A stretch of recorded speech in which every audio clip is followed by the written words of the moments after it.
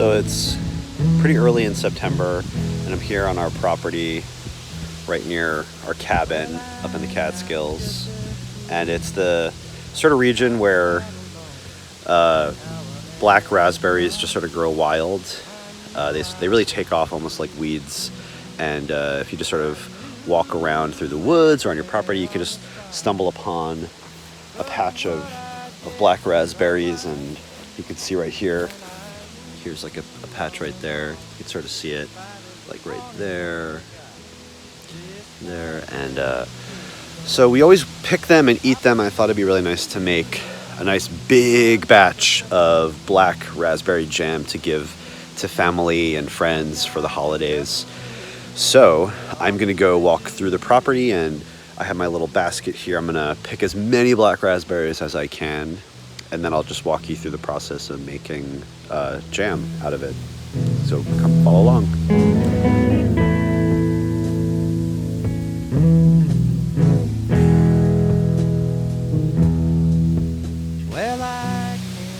You can see here they just grow in the woods, just sort of wild, and we're lucky because we have been letting the property get really just sort of wild, and we don't regularly mow everything in the property because we like having these black raspberries just sort of grow. And yeah, you can see you just sort of pick them, and as I'm just sort of collecting them. I'll show you how much I gather towards the end, but it's just really fun and meditative to walk through the property. We have this trail right here. You can sort of walk through it and find even more black raspberries right here. Sort of a treasure hunt. So I sat alone for an hour and thought, I know I broke the rule. I knew it there on the spot. And the thing I love about picking these black raspberries is it's just very meditative, and it sort of makes you feel more in touch with nature. You're sort of walking around through the trail and looking closely at the weeds. One thing you're going to want to notice, let me just zoom in here. So you see right here you have the black raspberry, and it's attached to this plant. They start off red, and then as they get mature and they're ready to be picked, they turn black. But what you're going to want to see is right here, all along the edge, you can see these pretty massive thorns.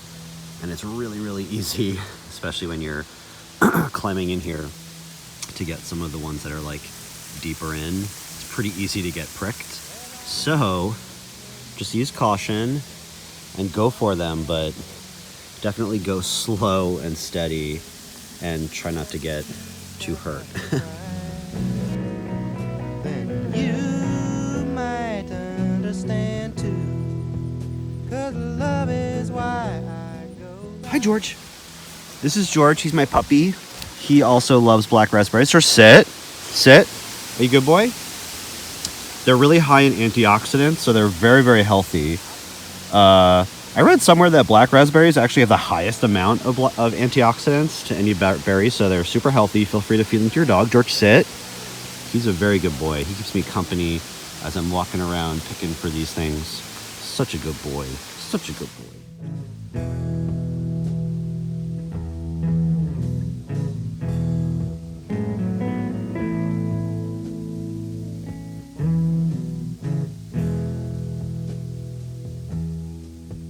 Well, I'm not just a fool.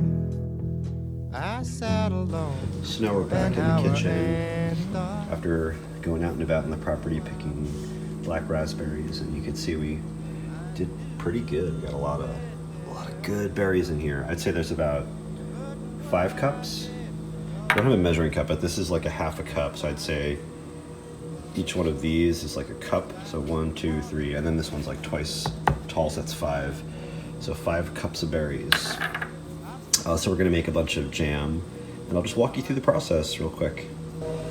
So what you're gonna need, in addition to the black raspberries, is a lemon, sugar, of course, some cheesecloth just to get some of the seeds out from the smashed berries. I'm going to do like a 50-50, so I'm going to leave 50% in and then do a batch with no seeds and then mix them together, and I think I'll get a nice consistency. And then you're going to get pectin, which is a thickening agent. Okay, so to start, I divided the black raspberries in half. So here I have 2 cups of black raspberries, 1 cup of sugar, and then the juice from half a lemon. I'm going to be using a wide pot to do this in, and the reason I'm doing a wide pot is because there's more surface area on the bottom, so that when I mash the berries, there's more area for me to do that in. So just go ahead and add the black raspberries. There you go. All this sugar. And then the juice from 1 lemon. And don't worry about the seeds in the lemon or the stems or the seeds from the black raspberries. We'll deal with those later. So you're going to do this on a medium heat, and once everything's in, you're just going to use a wooden spoon to really stir and incorporate the sugar and the lemon juice with the berries. It's going to start off pretty dry, but once the berries heat up and the juices leave the berry, you'll start getting more of like a thicker juice-like finish, but just keep stirring until it gets to a thicker consistency. So now this is the fun part where you use the masher and just go in there, and you can see, squish the berries, get all that good juice out. And this is why using a larger pan or pot is better, because you can see I can really move around in here and get all the juice from the berry out. So you just have some fun with this and just go in there and squish them all out. I'm not just a fool, no, I'll prove it to you. So now you can see all the juice from the berries has been pressed out, and it went from being really, really dry before to being almost like a soup-like consistency. So just give it another good stir, make sure none of the skin from the berries are sticking to the bottom, and then let it thicken a little bit. So it might come to a little bit of a simmer, which means that some of the air from the hydration in here will leave, and it'll become more of like a jelly consistency. All right, so while half the batch is on the stove thickening, the other batch that I'm going to make is more of like a typical sort of like jelly, and what that does is it'll reduce the amount of seeds and skin that sort of make the mouthfeel of the jelly sort of unpleasant. So first step is just go ahead and take the other half of your black raspberry collection into a bowl, and with no heat, you're just going to juice the berries by pressing them, and really get in there, get most of the juice out, and then the next step will be using the cheesecloth. We're going to transfer it into the cheesecloth, the whole mixture with the juice and the skins, and then you're going to be wringing out all the juice. All right, so just follow along. I might do a time lapse for this part.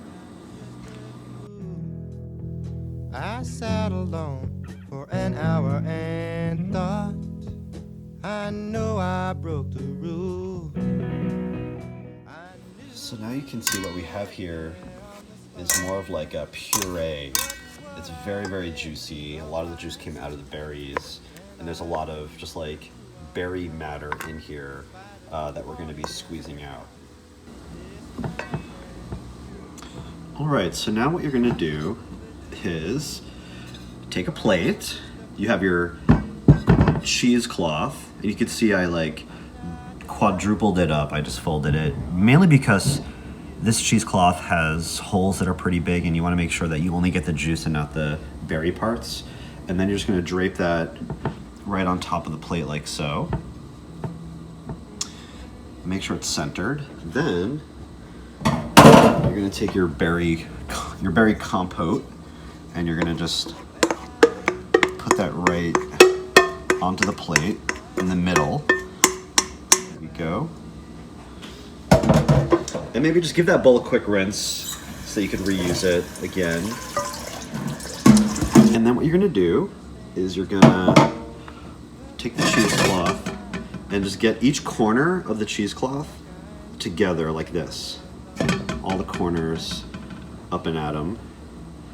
And then you're gonna take the bowl like so, and you're gonna start twisting the top. You can see, and you can see how the juice is starting to come out of the bottom.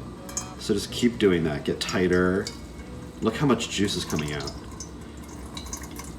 Wow, that's impressive. So just keep going tighter, almost like a vice.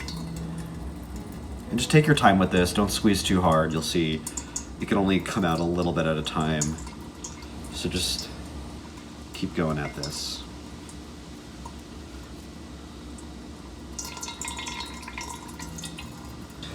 What we have now is just like a really, really beautiful juice that just comes from fresh berries that we just picked. So for this batch, what you're gonna do is you're gonna start by getting your sugar, which is, once again, 1 cup of sugar. You're gonna have 1 packet of pectin. You're just gonna add the pectin to the sugar, like so. And then just start by giving it a good whisk. Whisk the sugar so it's well integrated with the pectin. Then you're gonna take your delicious black raspberry juice and just add that to a saucepan, like so. Make sure you get all that good stuff out of there. Nice. And then you're gonna bring that to a slight simmer on low heat. So make that real low. Then take the lemon juice from the other half of the lemon. Give that a good squeeze in there. The tartness of the lemon is really going to bring out the sweetness of the berries. Add the sugar and pectin mixture to the saucepan. Be sure to give that a nice stir and incorporate. And what you're going to do is make sure that everything is dissolved into the fruit juice. And then once it's been dissolved, you're going to let it come to a proper boil. So you're going to see a lot of foam. And the goal here is to get it to a point where even once you stir it, it won't stop bubbling. So once that happens, you know you're in a good spot. So you can see this is coming to a boil. And then I thought I'd also give you a little update. So here's the other half of the batch. And look how already that looks like jam. It's got lots of yummy bits in there, and there's some seeds, which some people don't mind having the seeds in their jam. Some people don't like getting them stuck in their teeth and etc. So that's why I'm doing these sort of 2 batches. One that's seedless, one with seeds. And then if we sort of blend them together in that pot right there, we'll have like a nice sort of middle ground. So once this comes to, as they say on the packet, a raging boil, you can see it's still going as I stir it. That means that it's ready to sort of go off. So I'm going to turn that off and let that sort of simmer down a little bit. All right, so now I've added the pectin jelly in with the jam that I made that is unstrained. That beeping you saw was I have an oven, and in the oven I have my jam jars being sterilized. That just ensures that when I open the jars 6 months from now that they haven't become filled with bacteria or anything, they're nice and clean. And this is like a really nice consistency. It's like the perfect blend of both jelly and jam. I gave it a little taste. It tastes so good. So I'm just mixing that together, really incorporating it nicely. It's a little warm, so it's a little bit runnier, but once it's refrigerated, it'll have like a nice firmer texture. But that's pretty much jelly right there already. I don't really have to do too much. The pectin really helped it solidify nicely. So I'm just gonna get those jars ready, and then we're gonna pour the black raspberry jam into the jars and then seal them up for later enjoyment.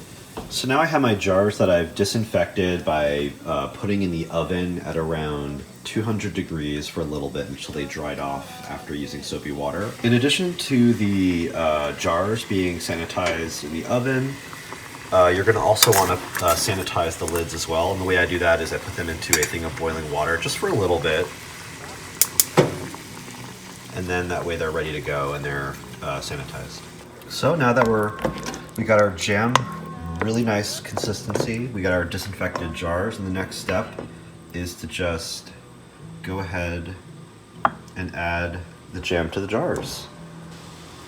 All right, we've got the jam poured into 5 of our jars here, and the next step is you're going to take these disinfected jar lids that have been sterilized, and you're just going to put those on there like so. And then what you're going to notice is right now when you press them, they pop back up, and the next step when we put them into the boiling water, it's going to create that vacuum that prevents air from coming in, and you'll see that little bip won't happen anymore. The next step is you're going to want to bring a pot of water to boil, and then put either a grate or a dishcloth or something below so that the jelly doesn't touch the bottom of the pot. And then you're going to want to make sure that you put the jam in there and make sure it's fully submerged. And you're going to want to leave those in there for 10 minutes into the boiling water. Just make sure that they're sitting on the cloth and not on the bottom of the pan, like so. And you're going to put them in there for around 10 minutes.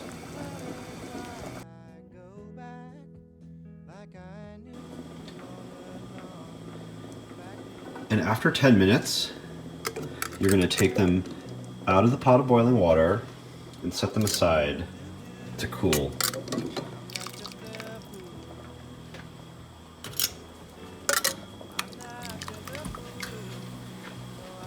As they cool, you're going to hear little pops happening, and what that is it's the seal sucking down from the colder air outside and the warmer air inside, and that's what really creates the airtight seal that make these preserved for whenever you want to use them.